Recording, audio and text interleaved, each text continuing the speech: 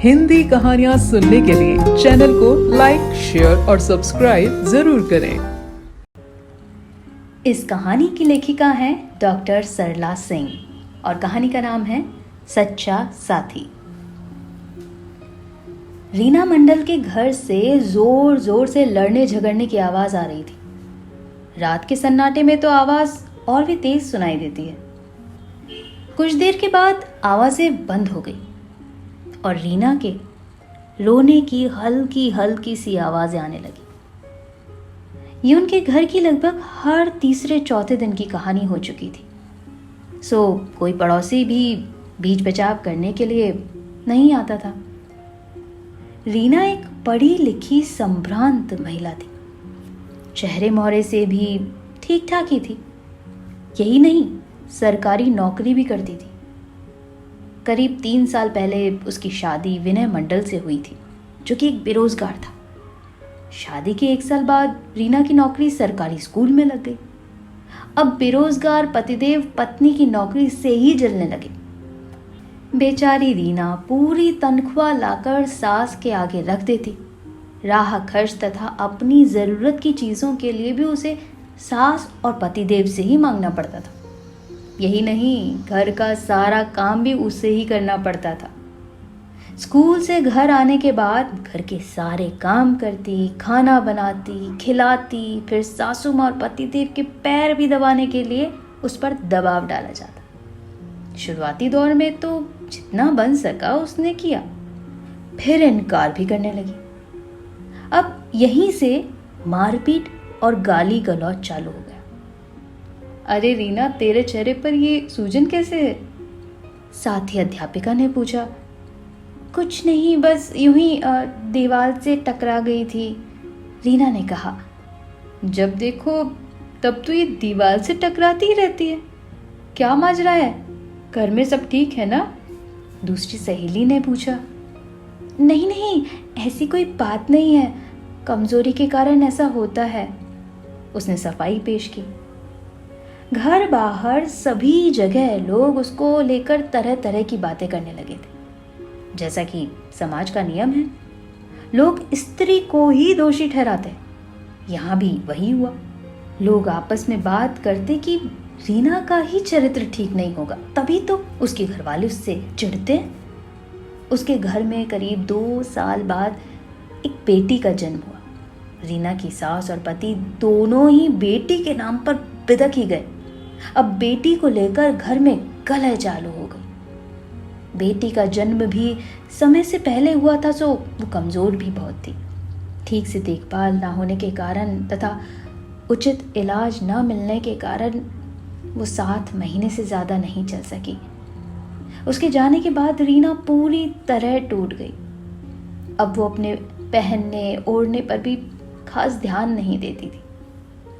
इसी समय सेमिनार के लिए सभी शिक्षकों को स्कूल से करीब 40 किलोमीटर दूर जाना था। रीना भी उसी ग्रुप में थी। सेमिनार से लौटकर आने में रात के करीब 9 बज गए। सेमिनार के लिए स्कूलों से 3-3 बसें भरकर गई थी।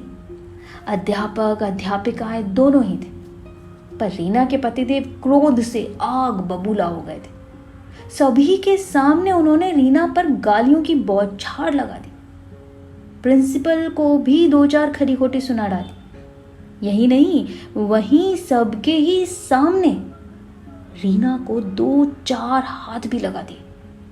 साथ ही अध्यापकों के रोकने पर सीधे सीधे चरित्र पर लांछन लगाने लगे। वो सीधे सीधे डिवोर्स की धमकी भी देने लगा। अत्याचार सहन करने की भी एक सीमा होती है ना। आखिर रीना की भी सहन शक्ति अब जवाब देने लगी थी। वो वहां से अपनी एक सहेली के घर चली गई। 2-4 दिन बाद ही किराए का एक घर ले लिया और अपने भाई को अपने पास बुला लिया। उसका पति उसके इस जवाब के बारे में सोच भी नहीं सकता था। उसके अनुसार औरत है, कहाँ जाएगी। किंतु रीना के सब्र की सीमा टूट चुकी थी। कुछ समय बाद उसने डिवोर्स के लिए अप्लाई कर दिया तथा पुलिस में भी अपनी जान को खतरा होने का रिपोर्ट लिखवा दिया। उसका पति उसके घर के सामने आकर गालियां देकर जाता। कुछ समय बाद लोगों ने उसे पुलिस की धमकी दी, तब कहीं जाकर उस पर लगाम लगा। आखिर किसी तरह उसे उसके दुष्ट पति से तलाक मिल ही गया। कुछ समय बाद उसके साथ ही पढ़ने वाला महेंद्र उसके घर आया। अपने साथ पढ़ने वाले साथी को देखकर न जाने क्यों रीना रो पड़ी। उसने एक एक करके सारी बातें उसे बता डाली। महेंद्र स्कूल के दिनों से ही रीना को चाहता था, किंतु सीधा साधा होने के कारण वो अपनी बात रीना को नहीं कह सका। रीना की शादी के बाद वो पढ़ाई के लिए दूसरे शहर चला जाता है। रीना को भी उसके बारे में कोई जानकारी नहीं थी। उसे लगा कि उसकी भी शादी हो गई होगी और 1-2 बच्चे तो होंगे ही।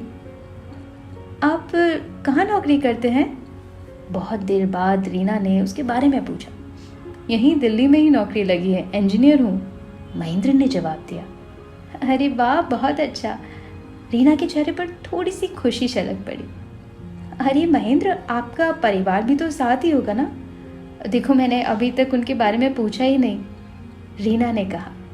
हाँ, यहाँ से करीब 10 किलोमीटर दूर रहता हूँ, माँ भी साथ रहती है, महेंद्र ने कहा। रात का खाना खाकर तथा जल्दी आने का वादा करके महेंद्र अपने घर चला गया। रीना भी अपने काम पर ध्यान देने लगी। करीब 2 हफ्ते बाद रीना की माँ व पिताजी गांव से रीना के पास आए। उसी समय महेंद्र भी अपनी माँ के साथ आया।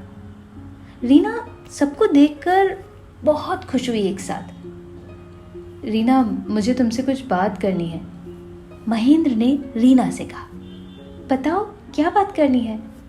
रीना ने चहक कर पूछा। मैं तुमसे विवाह करना चाहता हूँ। देखो, मना मत करना रीना। महेंद्र ने रीना की ओर बड़ी आशापूर्ण नजरों से देखा। रीना को इस प्रश्न की उम्मीद ही नहीं थी। उसने चारों तरफ नजर उठाकर देखा। सभी उसी की तरफ देख रहे थे। माँ, पिता, भाई व महेंद्र की माँ भी, सभी। आपको सब कुछ पता है, फिर भी? रीना की आंखों से अश्रुधारा बह चली। तो इसमें तुम्हारा क्या दोष है? महेंद्र की माँ रीना के आंसू पोंछते हुए बोली। हाँ रीना, हाँ कर दो बेटा। महेंद्र ने हम सबको ये बात बता दी है। वह तुम्हें बहुत चाहता है, वो तुम्हें बहुत सुखी रखेगा। रीना की माँ ने कहा। पिता व भाई ने भी सहमति में सिर हिलाया। रीना के पास अब कोई जवाब नहीं था। उसने सहमति में सिर झुका दिया। महेंद्र की खुशी का ठिकाना ही ना रहा। उसने आगे बढ़कर रीना की अंगुली में अंगूठी पहना दी। रीना की माँ ने भी रीना के हाथ में महेंद्र को पहनाने के लिए अंगूठी थमा दी। सभी के चेहरे खुशी से खिल उठे। कुछ समय बाद दोनों की धूमधाम से शादी हो गई।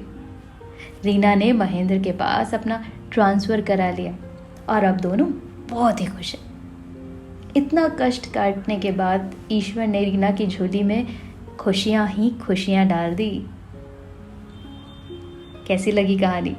मुझे तो बहुत प्यारी लगी। डॉक्टर सरला सिंह इतना प्यारा लिखती है ना कि मैं कहानी पढ़ते पढ़ते खो जाती हूँ। कब कहानी खत्म हो जाती है ना, मुझे पता ही नहीं चलता। तो अगर आप भी लेखक हैं और अपनी कहानी को पूरे विश्व के पास पहुंचाना चाहते हैं तो प्लीज़ मुझे ज़रूर से ईमेल कीजिएगा। मेरा पता नीचे डिस्क्रिप्शन बॉक्स में है, boltikahaniyan7@gmail.com। फेसबुक, इंस्टाग्राम पर भी आप मुझे मैसेज कर सकते हैं। ओके, तो बने रहिए आपकी अपनी प्रिया सिंह नेगी के साथ। एंड प्लीज़ सब्सक्राइब करने के साथ चैनल को नोटिफिकेशन के साथ ऑन भी रखिएगा। Thank you, love you, miss you and don't forget to miss me. Hindi कहानियाँ सुनने के लिए चैनल को लाइक, शेयर और सब्सक्राइब जरूर करें।